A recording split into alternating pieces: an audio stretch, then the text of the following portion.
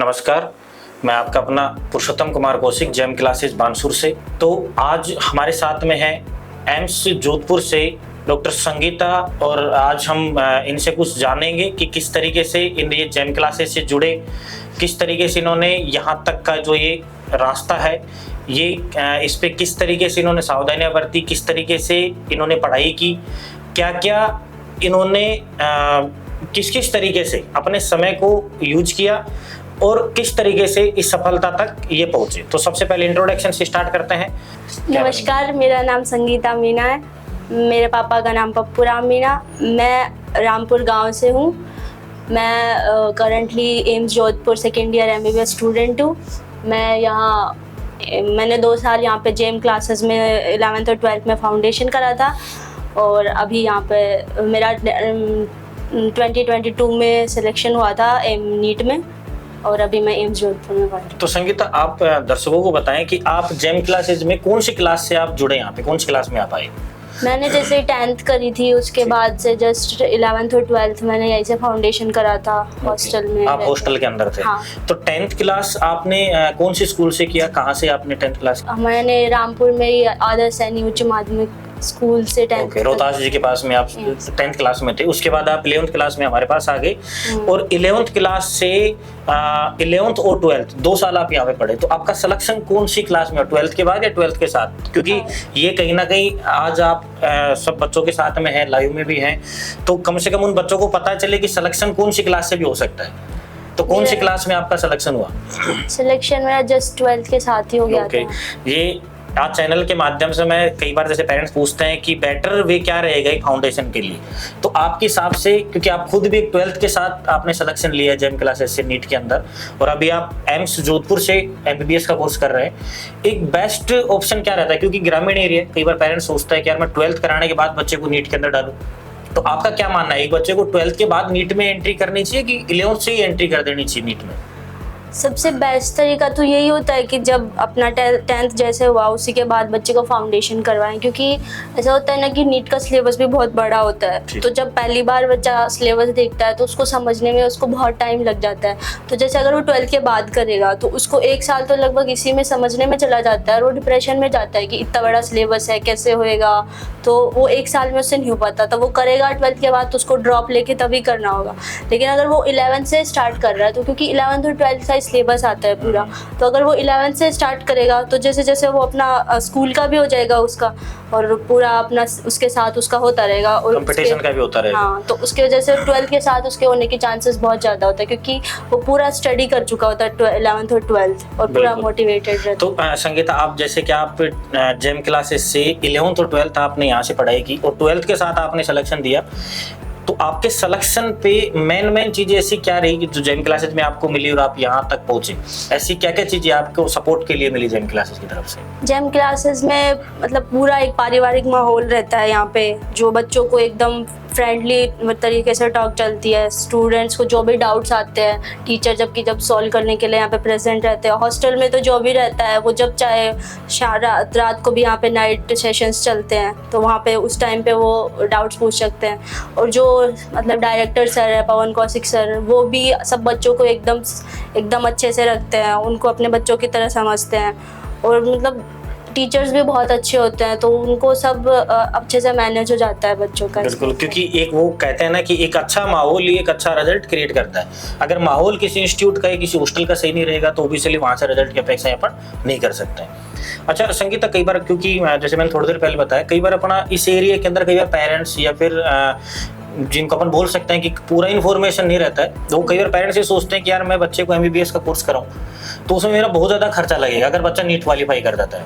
तो आप एम्स जोधपुर से कर रहे हैं, जो बच्चों का सपना होता है, तो आप सबसे पहले तो ये बताएं कि आपकी वहाँ पे कंप्लीट फीस कितनी लग रही है 5 साल की, क्योंकि वो डिपेंड ज़्यादा करता है, फाइनेंस भी पता होना चाहिए पेरेंट्स को।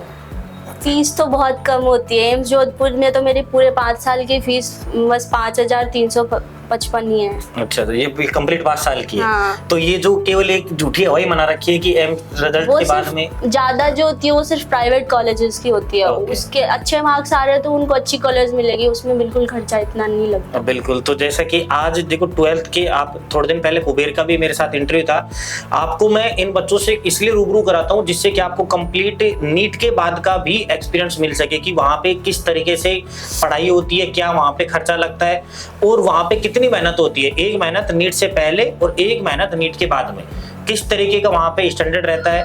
अच्छा, आपके जो फ्रेंड सर्किल है वहाँ पे, तो क्योंकि उसमें भी कहीं ना कहीं चेंजेस आया होगा वहाँ के, तो अब वहाँ का किस तरीके के फ्रेंड आपको मिलते हैं वहाँ पे? मतलब MBBS में जाते हैं, ऐसे बहुत सारे दोस्त बनते हैं, पर ऐसा होता है कि वो हमेशा साथ नहीं रहते। मतलब अच्छे होते हैं वो भी, ऐसा होता है कि सब कोई अच्छे से पढ़ के आए हैं, सब अच्छे कोचिंग से अच्छी रैंक्स के साथ आए हैं, तो मतलब सब अच्छे ही होते हैं, जो भी होते हैं सब पढ़े हाई स्टैंडर्ड वाले बच्चे होते हैं। बिल्कुल। अच्छा संगीता, एक छोटा सा क्वेश्चन और है मेरा। आप जैसे जेम क्लासेस में यहाँ पर रहे, जो बच्चे अभी प्रेजेंट में नीट की तैयारी कर रहे हैं और जिनका भी 5 मई को एग्जाम है नियरेस्ट 2024 का ही, उन बच्चों को आप क्या संदेश देना चाहेंगे? उनके लिए आप क्या कहेंगे? उनके लिए तो यही बोलूँगी अभी आपके पास 1 महीना है, तो उसमें मतलब ये होता है ना कि आपने चाहे कितनी भी पढ़ाई करी हो इन 1 साल में, जितनी भी करी हो, लेकिन ये जो 1 महीना है ये बहुत इंपॉर्टेंट होता है। इसमें सारा रिवीजन जो भी आपने जितना पढ़ा है वो, क्योंकि ऐसा होता है कि नहीं इतना सब पढ़ते हैं तो भूल ही जाते हैं, तो 1 महीने में आपको सब कुछ रिवाइज करना होता है पहले तो, और जो भी आपने इंपॉर्टेंट्स बनाए उनको रिवाइज करो, जो भी डाउट आए उसी टाइम टीचर से पूछ लो, क्योंकि बाद में से बैकलॉग रखोगे तो इस टाइम तो बैकलॉग का कोई मतलब नहीं है, बाद में कभी पूछोगे, एग्जाम के बाद तो क्या ही मतलब है।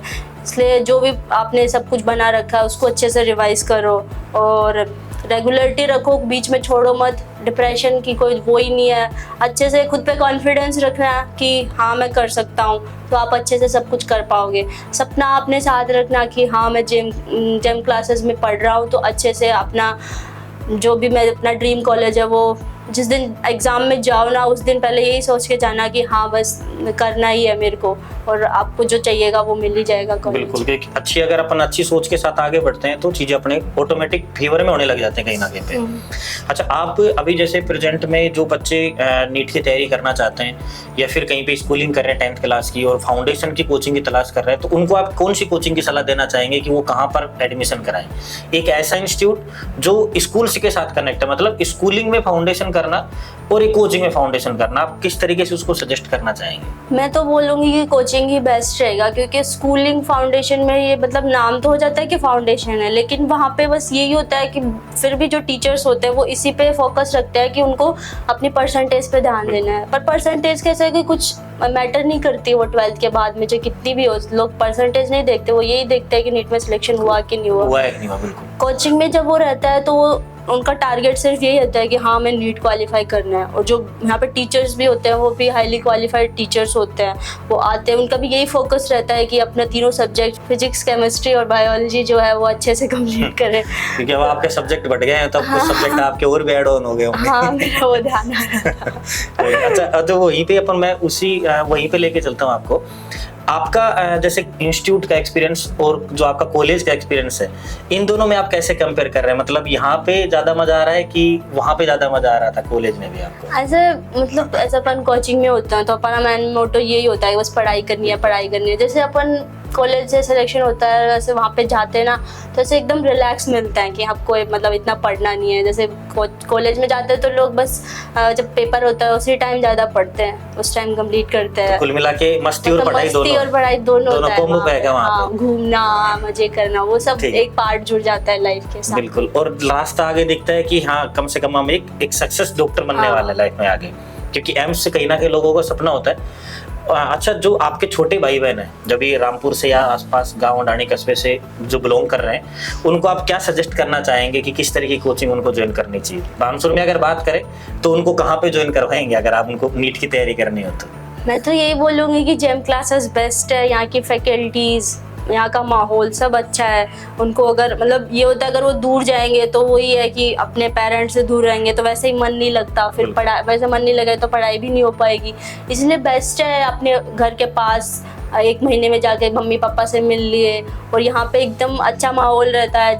जब भी आपको डाउट्स वगैरह हो तो आराम से पूछो सबसे, कोई भी अगर डिप्रेशन आ रहा है तो आपस में बातें करके सुलझा सकते हो। आप सर के साथ, पुरुषोत्तम सर के साथ बैठ के आराम से बातें कर लो, यही होता है। डिस्कशन से कर सकते हैं मतलब। हाँ। अच्छा, अगर मैं और लास्ट आपसे एक क्वेश्चन पूछूं कि अगर जैसे मान लो किसी बच्चे को तैयारी करनी है तो अदर कोचिंग से बेस्ट जेम किस तरीके से, मतलब यहाँ पे स्पेशल क्या है अदर कोचिंग के अगर कंपेयर करें तो? स्पेशल ये है कि यहाँ पे एक तो मतलब जैसे और कॉलेजेस में बहुत ज़्यादा बच्चे होते हैं तो हर एक पे ध्यान नहीं जा पाता। यहाँ पे मतलब कम बच्चे होते हैं तो आप हर बच्चे पे ध्यान जाता है कि वो कि उसका लेवल क्या चल रहा है, अभी कितना वो पढ़ रहा है, उसका कितने मार्क्स आ रहे हैं, ऐसे हर बच्चे पे ध्यान दिया जाता है। तो इसलिए आप अगर इधर आओगे तो आपको एक अलग ये फ़ायदा मिलता है कि आप पे एकदम ज़्यादा ध्यान दिया जाएगा और आप अपना इम्प्रूवमेंट आप में बहुत अच्छा आएगा। इसलिए मैं तो अच्छा संगीता, वो इम्प्रूवमेंट से मेरे को एक वाकया याद आ गया।